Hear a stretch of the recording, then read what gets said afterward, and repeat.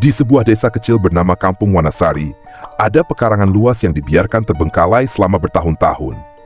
Pekarangan itu ditumbuhi ilalang tinggi dan pohon-pohon besar yang tampak tua dan menyeramkan. Warga desa menghindari tempat itu karena menurut cerita, ada dedemit penjaga pekarangan yang dendam pada siapapun yang berani mengusik wilayahnya. Cerita bermula ketika keluarga Pak Rahmat memutuskan untuk membeli tanah itu. Mereka berencana membangun rumah dan ladang kecil di sana. Pak Rahmat tidak percaya dengan cerita-cerita mistis, jadi ia mengabaikan peringatan warga. Hari pertama pembangunan, para pekerja mulai membersihkan pekarangan. Saat salah satu pohon besar ditebang, tiba-tiba terdengar suara jeritan panjang. Semua pekerja menghentikan aktivitas mereka. Angin, paling cuma suara angin, kata Pak Rahmat mencoba menenangkan. Namun, kejadian aneh mulai terjadi. Salah satu pekerja mendadak sakit keras, demam tinggi tanpa sebab. Malamnya, keluarga Pak Rahmat mendengar suara langkah berat di pekarangan, seperti ada yang berjalan mondar-mandir. Saat Pak Rahmat keluar dengan senter, ia tidak melihat apa-apa, hanya ilalang yang bergoyang seolah angin kencang. Meski malam itu udara sangat tenang. Malam berikutnya, anak Pak Rahmat, Rani, tiba-tiba menjerit di kamarnya. Ia mengatakan melihat sosok tinggi besar dengan mata merah menyala berdiri di luar jendela. Pak Rahmat yang panik segera membaca doa dan menyuruh anak-anaknya tidur bersama di ruang tengah. Pak Rahmat akhirnya memanggil seorang dukun setempat, Mbah Wiryo. Mbah Wiryo menjelaskan bahwa dedemit penunggu pekarangan itu adalah arwah-arwah yang dulunya menjadi korban pembantaian massal di zaman penjajahan. Mereka terjebak di sana. Tidak tenang karena pohon-pohon besar itu menjadi tempat mereka bersemayam. Dengan ditebangnya pohon-pohon itu, mereka merasa terusik dan marah. Mbah Wiryo menyarankan untuk melakukan ritual permintaan maaf dan menanam kembali pohon-pohon kecil di pekarangan sebagai pengganti. Namun, Pak Rahmat yang keras kepala tetap menolak. Ia merasa ini hanyalah akal-akalan dukun untuk meminta uang lebih banyak. Keputusan itu menjadi kesalahan fatal. Malam berikutnya, dedemit itu mulai menampakkan diri secara nyata. Sosok besar dengan tubuh hitam legam dan taring panjang memasuki rumah Pak Rahmat. Suaranya menggelegar, "Kalian berani merusak pat kami." Barang-barang di rumah beterbangan, pintu-pintu terbanting sendiri. Pak Rahmat yang ketakutan segera berlari ke rumah Mbah Wiryo, memohon bantuannya. Ritual besar dilakukan malam itu. Mbah Wiryo memimpin doa bersama warga, menaburkan sesajen, dan menanam pohon kecil sebagai simbol perdamaian. Anehnya, saat ritual selesai, hujan deras tiba-tiba turun, seperti pertanda restu dari alam. Kejadian aneh perlahan berhenti. Pekarangan itu kembali sunyi, tetapi Pak Rahmat memutuskan untuk menjual tanah itu dan pindah ke kota. Ia tak mau mengambil risiko lagi. Kini, pekarangan itu kembali dibiarkan kosong, menjadi peringatan bisu bagi siapa saja yang berani menantang dendam dedemit penjaga alam. Namun, cerita tentang pekarangan itu tidak berhenti begitu saja. Setiap orang yang melewati pekarangan tersebut saat malam hari mengaku mendengar suara-suara aneh. Kadang seperti langkah kaki, tangisan pelan, atau bahkan tawa yang menyeramkan.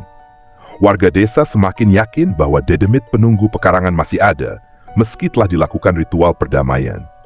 Beberapa tahun kemudian, seorang pemuda bernama Arman, yang baru pindah ke desa itu, mendengar cerita pekarangan tersebut. Arman adalah tipe orang yang tidak percaya dengan hal-hal mistis. Ia merasa itu hanyalah cerita lama untuk menakut-nakuti anak-anak. Dengan rasa penasaran, Arman memutuskan untuk membuktikan sendiri. Malam itu, Arman membawa senter dan kamera untuk merekam. Ia berjalan masuk ke pekarangan yang kini dipenuhi ilalang setinggi pinggang.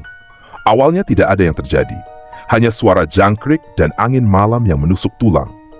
Namun, saat ia mencapai bagian tengah pekarangan, suhu udara mendadak menjadi dingin. Senter yang ia bawa berkedip-kedip lalu mati total.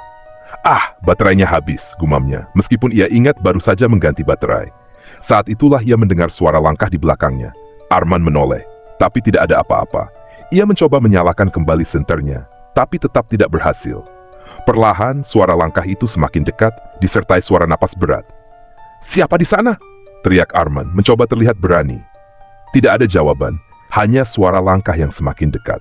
Saat ia berbalik untuk lari, ia terhenti. Di hadapannya berdiri sosok tinggi besar dengan mata merah menyala. Sosok itu tidak bergerak, hanya menatap tajam ke arah Arman. Arman ingin berteriak, tapi suaranya seperti tercekat. Kakinya terasa berat untuk melangkah. Sosok itu mendekat, dan dari mulutnya keluar suara berat. Kenapa kau mengusik kami?" Akhirnya dengan sekuat tenaga, Arman berhasil berlari keluar dari pekarangan. Ia terjatuh beberapa kali, tetapi tidak berani menoleh ke belakang. Saat tiba di rumah, ia bercerita pada tetangganya dengan napas tersengal-sengal. Warga desa yang mendengar cerita Arman hanya menggeleng. Mereka tahu pekarangan itu bukan tempat untuk bermain atau mencari jawaban. Keesokan harinya, seorang sesepuh desa datang ke rumah Arman, mengingatkan dia untuk tidak lagi masuk ke pekarangan itu. Namun, sejak malam itu, Arman sering bermimpi buruk. Dalam mimpinya, ia selalu berada di tengah pekarangan, dikelilingi oleh ilalang tinggi yang berbisik-bisik seperti memanggil namanya.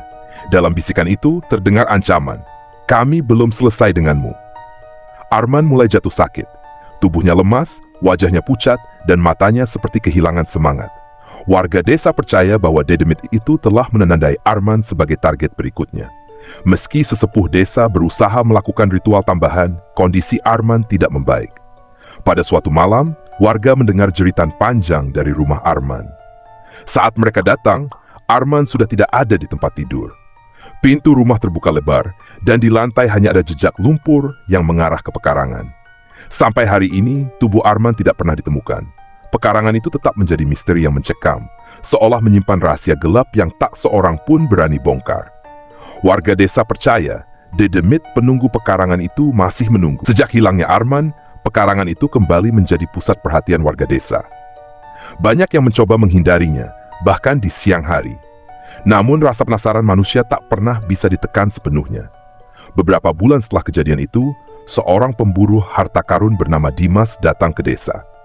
Ia mendengar cerita tentang pekarangan itu dan mulai mencari informasi.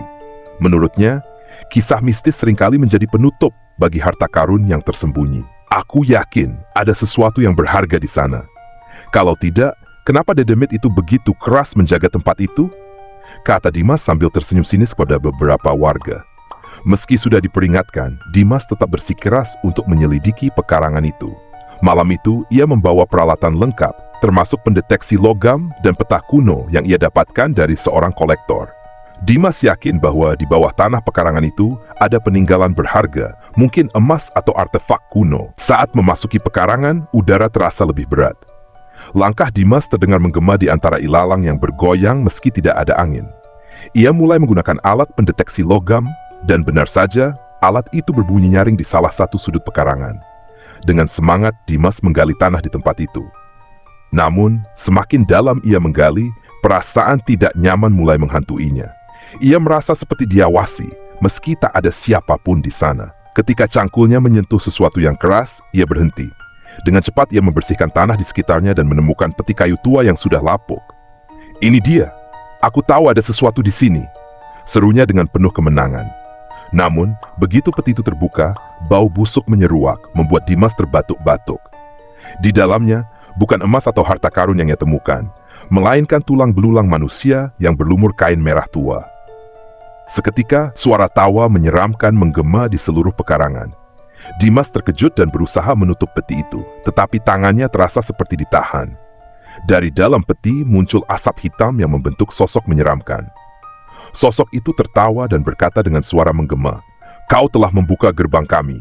Kini kau milik kami." Dimas mencoba melarikan diri, tetapi tubuhnya terasa berat. Ia terseret kembali ke tempat peti itu berada.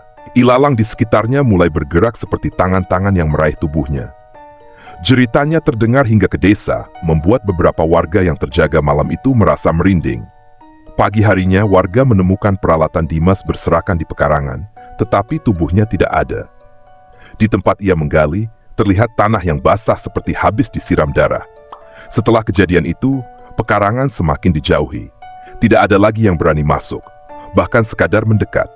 Warga desa percaya dengan dibukanya peti itu, Dedemit penjaga pekarangan semakin kuat. Mereka tidak hanya menjaga pekarangan, tetapi juga mulai menjelajahi desa. Banyak warga melaporkan mimpi buruk yang sama.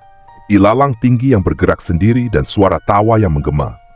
Ada juga yang mengaku melihat sosok tinggi besar berdiri di tepi pekarangan, menatap ke arah desa dengan mata merah menyala. Kampung Wanasari kini menjadi desa yang dikenal angker, dan cerita tentang dendam Dedemit penunggu pekarangan terus hidup menjadi legenda yang menakutkan.